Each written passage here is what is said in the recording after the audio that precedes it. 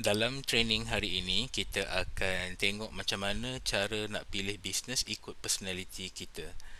Okey, pertama sekali, kita kena faham 4 jenis personality. Yang pertama adalah si manja ataupun dengan kata lain, extreme introvert. Yang kedua adalah penganalisa ataupun introvert. Dominan ni extrovert, dan yang terakhir, pejuang bersemangat adalah extreme extrovert. Jadi kita akan tengok satu persatu dan cuba anda tekalah anda ni jenis personality yang mana. Okay, so si manja ni adalah extreme introvert. Dia ni amat pendiam. Dia suka diberi perhatian. Dia suka kalau ditanya khabar selalu. Okay, ni adalah si manja, extreme introvert ya. Kemudian yang kedua adalah penganalisa. Dia ni pendiam juga, tapi si manja ni lebih pendiam daripada penganalisa. Kemudian dia sangat detail bekerja, dan dia perlu info yang banyak untuk buat keputusan. Dia suka tengok nombor, suka tengok carta, suka tengok laporan. Ini penganalisa. Dominan pula, dia adalah seorang yang extrovert. Dia suka straight to the point. Dia tak suka melirik-lirik. Dia suka bagi arahan. Dia suka ada orang kerja bawah dia. Dan meja kerjanya biasanya dia tak ada gambar ke, gambar family ke, hiasan ke, tak ada. Dia biasanya simple, minimal, kemas. Biasanya dibuat daripada besi berkilat-kilat ya. Itu orang dominan. Dan orang yang keempat adalah pejuang bersemangat. So dia ni extreme extrovert. Dia suka bercakap. Dia biasanya orang yang berpengaruh, seorang pemimpin. Dia bersemangat dan biasanya dia memperjuangkan sesuatu. Okay, so bagaimana kita nak padankan personality ni dengan jenis bisnes? Okay, ni sebelum tu kita kena faham lah jenis bisnes ni apa. So dia ada dua bahagian utama, dua pecahan utama. Pertama adalah bisnes berasaskan produk, dan kedua adalah bisnes berasaskan servis. Jadi bila kita pecahkan seterusnya, produk pula, dia ada produk yang memerlukan interaksi yang minima dengan orang.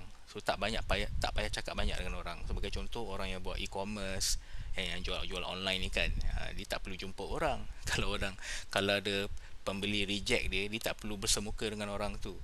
Okey, penulis buku, chef, tukang masak kan. So ini jenis-jenis bisnes yang contoh-contoh yang interaksi dia minima dengan orang. Okey, so interaksi banyak ni adalah contohnya orang yang buat jualan langsung, macam MLM, network marketing, penapis air macam Kowe, Kuku tu kan, ataupun produk-produk yang dijual secara offline. Kita ada kedai dan kita kena jumpa orang, orang datang kedai kita, kita kena layan dia. Ini produk tapi banyak interaksi dengan orang. Okey, yang kedua pula servis. Servis ni ada yang interaksi minima dengan orang. Contoh accountant kan, biasanya accountant ni dia duduk dekat meja dia je, dia tak kacau orang. Dia jumpa dia punya klien tu sekali-sekala sahaja. Web designer biasanya pun dia duduk belakang, di sebalik tabir lah. Maksudnya dia jarang lah berinteraksi dengan customer dia. So ini contoh servis tapi interaksi minima.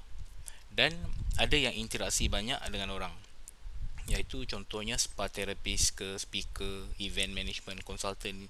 Ini orang-orang yang memang selalu kena call, selalu kena jumpa, selalu berinteraksi dengan customer dia. Jadi cadangan saya, ini cadangan saja. So kalau anda personality seperti si manja, saya cadangkan jual produk yang interaksi minima dengan orang. Kalau anda seorang penganalisa, anda boleh buat sama ada produk atau servis tapi juga interaksi minima dengan orang.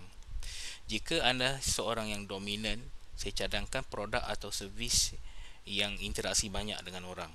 Dan kalau anda seorang pejuang bersemangat, suka jumpa orang kan, suka serius dalam pegang tangan orang dan bantu orang, saya galakkan anda buat services tapi yang jenis banyak interaksi dengan orang.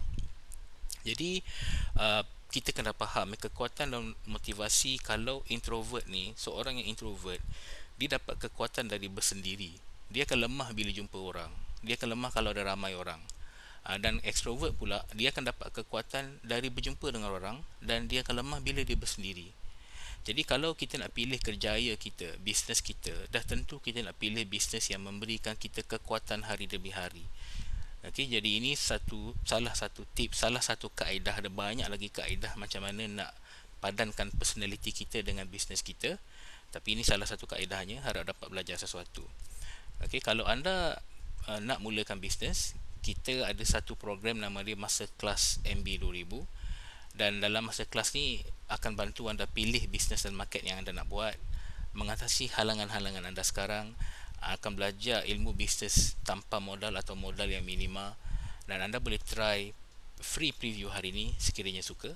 Okay, ada link di bawah video ni, atau boleh cari link dia, tekan kat situ dan daftar preview percuma untuk tengok apa yang ada dalam masterclass MB 2000 ni. Kalau suka, anda boleh upgrade. Harap suka mini training hari ini, dan jumpa lagi.